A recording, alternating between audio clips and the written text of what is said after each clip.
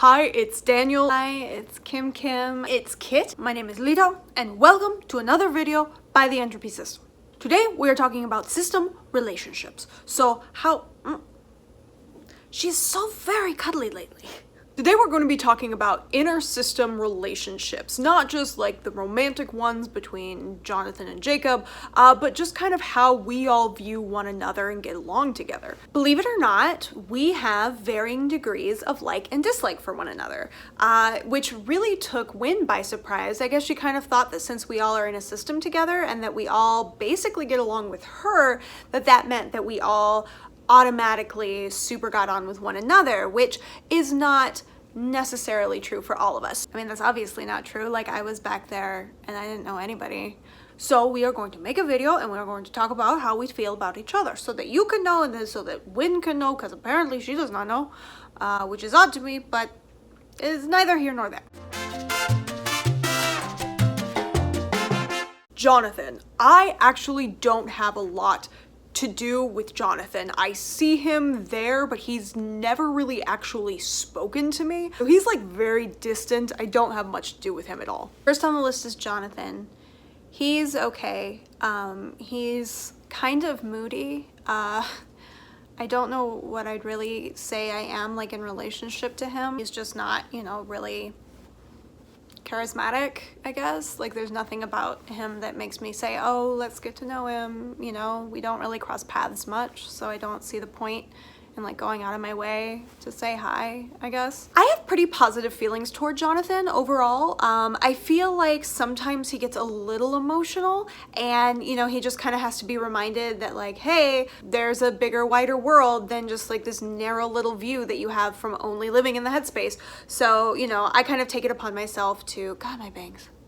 I kind of take it upon myself to make sure, that if he is being ridiculous, that I kind of set him back in place, like I don't see him as a dad, I just see him like as sort of an equal, I guess, like, but he just does more inside, and I respect his sort of experience in the headspace and how well he's gotten at like maneuvering and manipulating things in there to make sure that things go well. So like I super respect him. I just don't see him as like a superior, just superior in that specific area of functioning. Jonathan is a very devoted man. He is a man with heart who cares very, very much about the system and about the well-being of everybody in the system. He devotes himself to trying to make us the best us we can be so that in the outside world we can function to the absolute highest level. Jacob, I have never interacted with at all. I've seen him, but we haven't even made eye contact. And maybe we have, and just his weird featureless face, I couldn't tell. Jacob is the first one that I really met. He's the one who came back into the mountain cave to say, you need to come out, you need to come say hi to everybody. I guess I respect Jacob a lot. He didn't force me to do anything I didn't want to do. Like, he kind of like gave me a nudge, but ultimately it was my choice whether to like go down and who to talk to and whatever. He was really respectful of me when I was scared, and so that was really cool. That was really nice of him. Jacob is really distant. I don't really have positive or negative feelings about Jacob. I guess a little positive because Jonathan loves him so much. And so like, because I see the way Jonathan feels about Jacob, I guess I have like a positive leaning. I guess like a while back, he and I had sort of a special relationship because he thought that I was like too emotional and too flamboyant, I guess, I don't know, for system functionality. He kind of was a buffer for me and was the one who like tolerated my hyperness and personality traits. Like, it wasn't like he was like, oh, Kit, be yourself. He was like, okay, you're obviously not gonna behave, so just do your thing, but make sure it's only around me and not in the body. Jacob is another man I admire very, very much. He is the very first one that I met. which was not the greatest of circumstances, but it showed me that he is willing to do whatever it takes to make sure that Win is okay. He does whatever he can, and he listens to Jonathan. He listens to Jonathan. He respects what Jonathan says, which is very, very good, because that shows that he understands his own faults and his own shortcomings, and he is willing to take criticism and advice from people who may be able to help him, which is in this case his husband. LITO is awesome. If we had our own bodies, LITO is one of the only people in the system who I would want to hang out with on a semi-regular basis. LITO's very positive and very charismatic, and definitely has the type of energy that I would want out of my own personal friends. So like, I haven't interacted with him enough, not closely enough for me to feel comfortable saying, yeah, he's my friend, you know, because we don't have a level of trust and rapport that I feel like that word deserves. But I definitely like the idea of us becoming friends in the future, if that's something that becomes available. LITO is weird.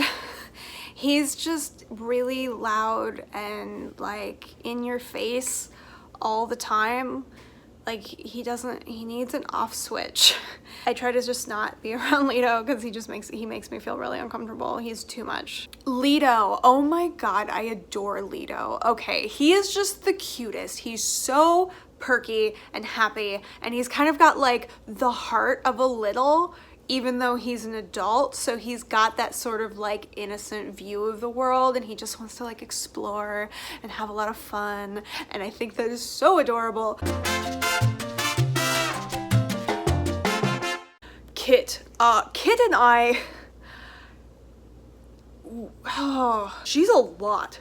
She is a lot. Like, we make a point to not spend time around one another unless it's like purely on a business level. So like, when we're working together to help Win, we're there and we're like, all right, Kit, Daniel, nice to see you again. Let's get this done. And then like, that is just like 100% business. Like, there's no laughing or goofing or whatever. It's just like, we acknowledge there's like an understood dislike between us, but it doesn't get in the way of us being good team helpers. Kit is like my big sister. I look up to her a lot.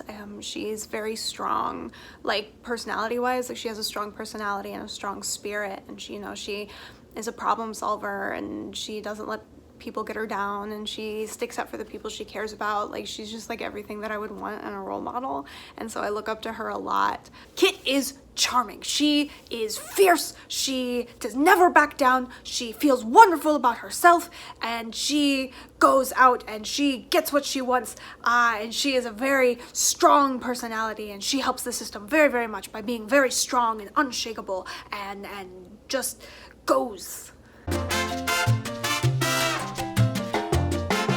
If I had to describe my relationship with Win, I would say she's like my sister. Like, I care for her like a big brother. Even though I'm younger than her, I still feel like a big brother. I'm learning to trust Win. It's weird because, like, when I was out a lot when we were in middle school, like, I saw her as the one who was stealing my life away, who was taking my time away, and then all of a sudden, you know, bunches of my life is gone. It's not 2002 anymore. It's 2018. Poof. And I guess a part of me resents her for that. Like, she got to live all this stuff and I didn't. Like, I didn't get to experience any of that growing up and figuring out who you are and having a life, and, you know. But anyway, yeah, so I'm getting to know about her. I guess, yeah, I would call her a really good friend. We share so much and we're so close to one another that it is like we're super best friends, or like we're family on a certain level, you know? So yeah, like, Win is fantastic. I adore her, and I'm happy to co-host with her. I'm really happy to have the opportunity to do that and get this close with Win. Win is sensitive, but she's very sweet. I admire her for how sweet she is. She believes that the world is a better place as long as we make a better place for each other. It's all about helping one another and giving what it is healthy for us to give to each other and paying it forward and doing that. And I think that is very admirable. I very much like being in a system with Win. I would consider her a friend. I would consider Kit a friend too. Okay, backtrack for that. Kit is also a friend. Jonathan and Jacob are also friends. I consider all these people friends so far. I don't know Daniel very much. I just know, like, I kind of watch his reactions with Kit, and, like, I think he's a little mean. You know, maybe I just don't know him well enough, you know, because he's really quiet anyway. But, like, he just kind of comes across as, like, grumpy. Just, like, grumpy and a little controlling. Daniel. Daniel is a child. I don't know. Daniel, like, he's so hypersensitive. Like, he gets offended or upset over the tiniest things. He thinks he's like super mature and stuff, but really he's just like shy and kind of a prude. And he isn't great socially. He isn't great emotionally. When we were like kind of like working side by side, helping out Win, like I tolerated him for the most part. We had like a cordial relationship. But now that he's really not involved in any of that, like I don't like being around him. I don't like him as a person. Maybe we're just too different. Maybe we're just too opposite. And that's why I can't stand him. Daniel is a little troubled, a little emotional. He gets down on himself. He gets down on himself very, very much. He has very little self-esteem. And because of that, I think he tries too hard to overcompensate for that sometimes, and that causes him to get in a little over his head and into some awkward situations. But he cares about people. He wants them to have the best life that they can have, and sometimes he feels like he is messing up that best life because he has no self-confidence. And so I hope that I can help him have more self-confidence. Daniel is also a very good friend of mine. I know that I said in the Ask an Altar video I wasn't sure if we were friends, but today I feel like we are all friends. Maybe it is just the mood that I am in today, but I feel very close to the system lately. I also have not been outside very much, so maybe just spending more time around everybody else is helping me to feel closer to them. Who knows?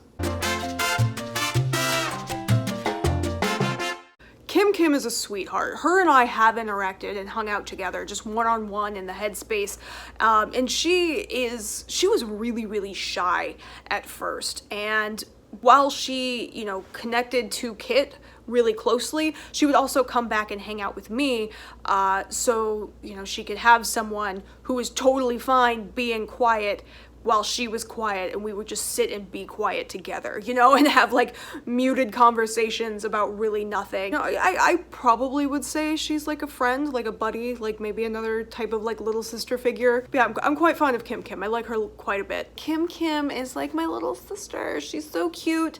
I take care of her, and she still lives with me. She has opted to live with me. She has her own room. I mean, actually, like, she lives in my basement, so she's got like a whole lot of things. And don't think about how weird it is that I have a basement on an island where the water level is probably too high, because it's a headspace island, so it doesn't matter. Kim does not like me. She does not like me very much. She tells me, please stay away, and so I stay away. So what I know from her is that she is young and that she wants to explore the world, which I relate to. I also want to explore the world. And, you know, she does not trust people very easily. And so I will wait for her to trust me before I get to know her any better. So right now, I acknowledge her existence and I respect the distance that she wants me to keep. And maybe someday we can be friends. Who knows? TODD, that's right, we're talking about TODD in this video. So, quick, those who don't know about TODD, when Kim sort of surfaced, she revealed that she had also been living with a boy named Todd who never spoke. And then shortly thereafterward, Todd came to live with me. If I was old enough to consider myself a father, I would have like adopted him as my son. Like, he is my heart. Like, I don't know how to describe it in a less cheesy way. you know, he is everything to me. Todd is really sweet. You know, he kind of weirded me out for a really long time because like he doesn't talk, but he's started to talk like a tiny bit, and he's, you know, started to like open up about himself, and like I guess there's like a soft spot in my heart for him. Like he's just very sweet. You know, he was always just like a gentle soul when we were living together, and he still is now. Like he just seems really genuine and innocent, and I like that about him. You know, I want to help take care of him. He's a really great kid. I guess I have a feeling of protection over Todd because like I see how messed up he is. Like I'm not very close to him, but that's because he has opted to stay distant, and I super respect that. So I'm not gonna like push that. Like I'm here if he needs me, and I super care about him, but right now he doesn't want someone who's loud being really close to him. And since his whole deal is like being afraid to talk, I totally get why he would be uncomfortable with how boisterous I am. So yeah, that's me and Todd. Todd, I know very little about Todd. I don't know anything about Todd. I have no ill feelings toward him, obviously, but I have never spoken to him. I have never gotten close to him. I don't know much about Todd. Josh, me, and Karen, I'm going to talk about all at once. No, I look out for all the littles. I care for them. I don't see them like siblings or, you know, like the possibly my own child, you know, like I do with Todd, but I do care for them. I'd say like they're the cool kids that I get to babysit. Like they're the neighbor's kids who I never get to see the neighbor because they're always shut in, but they come out in the yard and they play, and you know, I've made swing sets in the backyard just for them or something. I don't know. That's probably a really creepy analogy. In my world, it's completely safe, and I'm only doing it out of love and nothing else. Josh is like, he's my little sweetheart, you know, like of all the littles, I feel closest to Josh. He existed right before I did.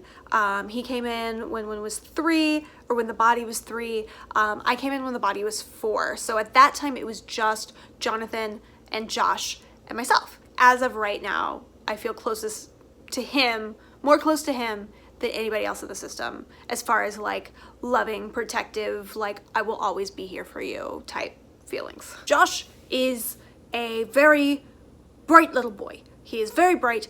Again, he does not spend time with me very much at all. I see him on the beach. I see him running around on the beach and playing, but he does not come up and talk to me. So I have no ill feelings toward him, but I just do not know him very well.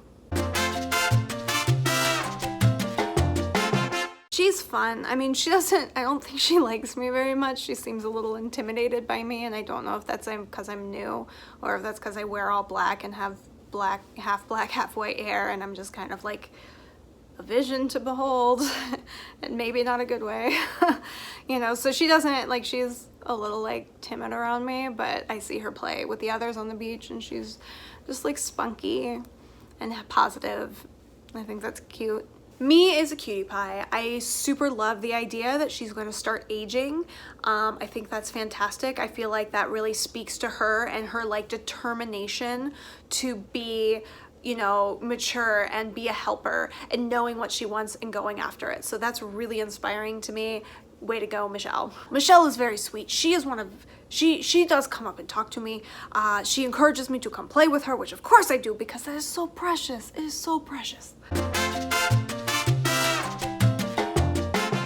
I feel for Karen a lot. Like I relate to Karen a lot. I feel like, you know, if I were her age, I'd be just like her, you know. And so we, like, sometimes when she's scared, we'll go like hide together somewhere and practice being as quiet as we can so we can be good hiders. You know, I got to pick my big sister's Kit, so if I got to pick a little sister, I'd say Karen for sure. You know, I just like cuddle her up and give her big hugs and let her know she doesn't have to be scared. Finally, there's Karen. I see how hard she tries and how determined she is to get past her fears and her self-doubts and try to live a happy life and try to connect with others in the headspace. Oh. You gonna get him?